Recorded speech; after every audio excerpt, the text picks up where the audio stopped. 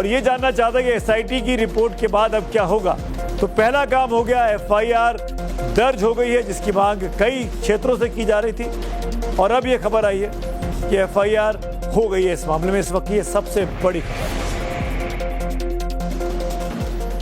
राम मंदिर चढ़ावा चोरी मामले में एफआईआर की खबर है और जैसा कि एसआईटी में कहा गया और एसआईटी की रिपोर्ट में तो यह भी इशारा किया गया, जो कि सूत्रों ने बताया कि जितने लोग ट्रस्ट के इस काम से जुड़े थे, चढ़ावे को गिनती करने के सबसे पूछताछ की गई है। सबको, किसी को भी क्लीन चिट नहीं दी गई है। वो तमाम चीजें निकलने के बाद जब एसआईटी की रिपोर्ट आई, उसके बाद अयोध्या में एफआईआर करा दी गई है। विश्व हिंदू परिषद के सबसे बड़े नेता आलोक कुमार ने भी इसको कहा था कि अब जल्द से जल्द एफआईआर होनी चाहिए और 3 से 4 महीनों के भीतर पूरी जांच होकर जो बदमाश लोग हैं, जिन्होंने चोरी की है, उनको सजा मिलनी चाहिए और सब कुछ सामने आना चाहिए। आखिरकार राम मंदिर को लेकर तमाम करोड़ों से जो राम भक्त थे, उनको आघात लगा था कि आखिरकार उनके मेहनत की कमाई के चढ़ावे का चोरी कैसे हो सकती है। मेरे सहयोगी मनीष यादव मेरे साथ है। मनीष, क्या है इस एफआईआर में कुछ खास बात? देखिए, 8 लोगों पर जो अभी जानकारी मिली है, 8 लोगों पर मुकदमा दर्ज कराया गया है। सीसीटीवी में जो चोरी करते दिखाई दे रहे हैं और उनकी जो मदद कर रहे हैं, सीसीटीवी की जांच हुई थी, उसमें जो चीजें सामने आई थी उसको ध्यान में रखते हुए एसआईटी रिपोर्ट में उसे मेंशन किया गया था। और उसके बाद मुख्यमंत्री ने जब एसआईटी रिपोर्ट देखी तो मुख्यमंत्री ने एफआईआर दर्ज कराने के आदेश दिए। तो ऐसे लोग जो कर्मचारी हैं और जो गबन कर रहे थे, चोरी कर रहे थे, उनके खिलाफ एफआईआर दर्ज कराई गई है। 8 से ज्यादा लोग हैं जिनके खिलाफ राम जन्मभूमि थाने में एफआईआर दर्ज कराई है। अब जो पुलिस का मामला बन गया है, तो पुलिस भी इस मामले की जांच करेगी। जो एसआईटी ने साक्ष्य जुटाए हैं, वो साक्ष्य भी पुलिस को हैंडओवर किए जाएंगे और ऐसे लोगों पर सख्त कार्रवाई होगी, ऐसा मुख्यमंत्री मनीष कोशिश है। मनीष, क्या आप इस बारे में कोई रोशनी डाल सकते हैं कि 8 लोग कौन हैं, इनकी क्या भूमिका थी, इनके नाम पता लगे अभी? देखिए, अभी जो जानकारी मिल पाई है उसमें जो कर्मचारी 5 जून को जिन पर जांच के दौरान जिनकी जेबों से रकम बरामद हुई थी, उसमें लवलेश थे, अंकल थे, इनका नाम इस एफआईआर में शामिल है, जो सूत्रों से जानकारी मिल पाई है। ऐसे 6 कर्मचारी और हैं जिन पर एफआईआर दर्ज कराई गई है। सभी जो आउटसोर्स के बैंक के कर्मचारी हैं, उसमें 2 कर्मचारी वो भी शामिल हैं। बाकी ट्रस्ट के कर्मचारी हैं, ट्रस्ट की ओर से एफआईआर दर्ज कराई गई है। मुख्यमंत्री ने आदेश दिया था। तीनू यादव का नाम बार बार आ रहा था, उनका नाम है? देखिए, अभी जो जानकारी मिल पाई है, 2 जो नाम है वो नाम कंफर्म हो पाए हैं। बाकी 6 नामों में टिन्नू भी हो सकते हैं। अभी थोड़ी देर में ये इन्फॉर्मेशन भी साफ हो जाएगी, क्योंकि चंपत राय के बहुत नजदीकी हैं टिन्नू यादव और उनका नाम बराबर सामने आ रहा था। एक तो ठेके पट्टे में भी उनकी भूमिका रही, दूसरी ट्रस्ट से जुड़ा न होने के बावजूद भी चढ़ावा के जो पूरी प्रोसेस थी उसमें उनका दखल रहता था। तो ये टिन्नू यादव की भी अभी सारी जो तस्वीर है वो साफ हो जाएगी। लेकिन फिलहाल एक चीज और जानना चाहूंगा मनीष, मैं आपके पास बहुत जानकारी है मनीष, मैं आपसे ये भी जानना चाहूंगा, चंपत राय जी का नाम विपक्ष के द्वारा बार बार लिया गया, चंपत राय जी का नाम अभी मुक्तेश्वर आनंद जी के द्वारा लिया गया, उनके बारे में कोई जानकारी इस एफआईआर में? देखिए, जो जानकारी मिल पाई है, ट्रस्ट से जुड़े किसी सदस्य या सचिव का नाम इस एफआईआर में शामिल नहीं है। बाकी जो कर्मचारियों की भूमिका रही है वो उनके नाम इसमें जरूर शामिल किए गए हैं, क्योंकि सीसीटीवी फुटेज में जो काउंटिंग रूम था वहां से बाहर जो कैमरे लगे थे, उसमें जो कर्मचारी आते जाते दिखाई दे रहे थे, तो एसआईटी ने माना है कि कर्मचारियों की बड़ी भूमिका रही है। तो ऐसे में कर्मचारियों पर ही एफआईआर जो मनीष एक सवाल और, फिर मैं विनोद के पास जाऊंगा। मनीष एक सवाल और वही जानना चाहूंगा मैं आपसे, क्या टाइम पीरियड पता लगा कि चोरी कब से चल रही थी, कितने दिनों से, कितने महीनों से, कितने सालों से?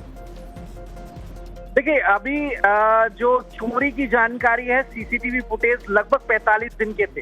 तो 45 दिन में जो लोग आते जाते रहे, उस काउंटिंग सेक्शन से जुड़े रहे, तो ऐसे में एसआईटी ने माना है कि 45 दिन का तो साक्ष्य है, लेकिन 45 दिन से पहले भी ये संभावना हो सकती है कि लंबे अरसे से चल रहा हो, लेकिन किसी समय सीमा के दायरे में से नहीं बांधा गया। बहुत बड़ी खबर आप दे रहे हैं मनीष इस वक्त यहाँ पर, और ये बड़ी खबर आ रही है इस पूरे मामले में, राम मंदिर की चढ़ावा चोरी के मामले में अब एफआईआर हो गई, जिसका मांग लगातार विपक्ष भी कर रहा था। सब चाह रहे थे कि पता चले कि आखिरकार कौन है जो मेहनत की कमाई का, जो आस्था की कमाई का जो पैसा था, जो चढ़ावा चढ़ता था राम मंदिर पर, उसको चुरा कर लेकर जा रहा था। मेरे साथ मेरे सहयोगी विनोद भी जुड़ गए।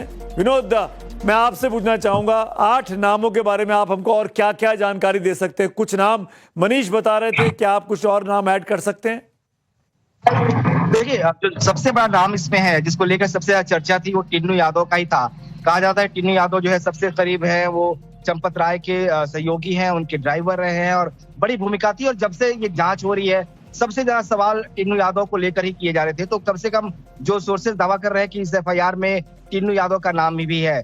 और बाकी जो सबसे बड़ी जानकारी यही है कि किसी भी ट्रस्ट के पदाधिकारी का नाम इस एफआईआर में नहीं है। जो आउटसोर्स के कर्मचारी थे, जो बैंक के कर्मचारी थे, उन्हीं लोगों का नाम इस एफआईआर में दिया गया है। एसआईटी ने जो जांच की अपनी और जो प्रारंभिक रिपोर्ट सबमिट की, उस रिपोर्ट के बिना पर निर्देश दिए गए, उसके बाद ये एफआईआर दर्ज किए गए। तो अभी इसमें तो टीनू यादव का नाम जब आ रहा है विनोद इसमें, तो जाहिर तौर पर टीनू यादव को लेकर कहा गया खुद ट्रस्ट की तरफ, जो मंदिर से जुड़े हुए लोग हैं, संतों की तरफ से, कि उसने अनाप शनाप पैसा कमा लिया है। वो जो साइकिल पे चलता था वो गाड़ियों में घूमने लगा है।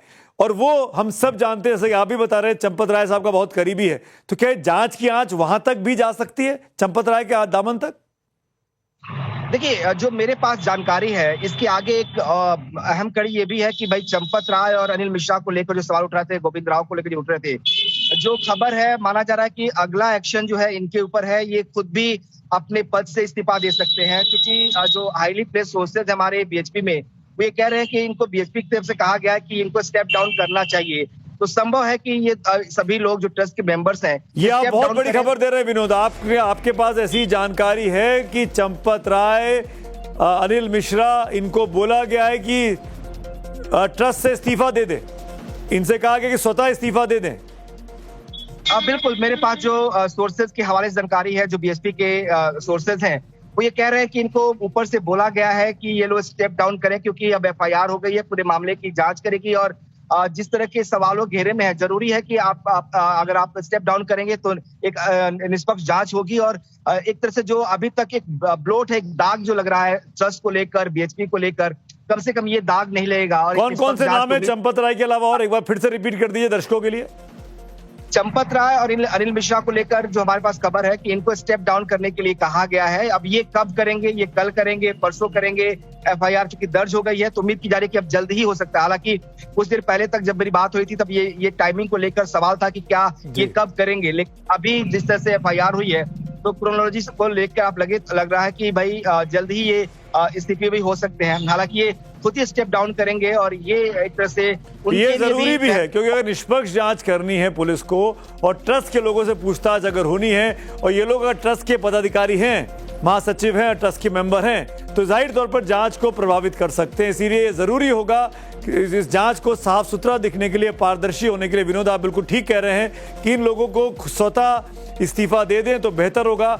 ना केवल ना इसके बाद जो विश्व हिंदू परिषद है, जो कि जिस पूरे मामले पर उसकी टांग खिंचाई चल रही है कि आपके सदस्यों पर जांच आई है कि उसने चंदा चोरी की, चढ़ावे की चोरी की, उसके लिए जरूरी होगा कि इन लोगों को उस जगह से दूर हो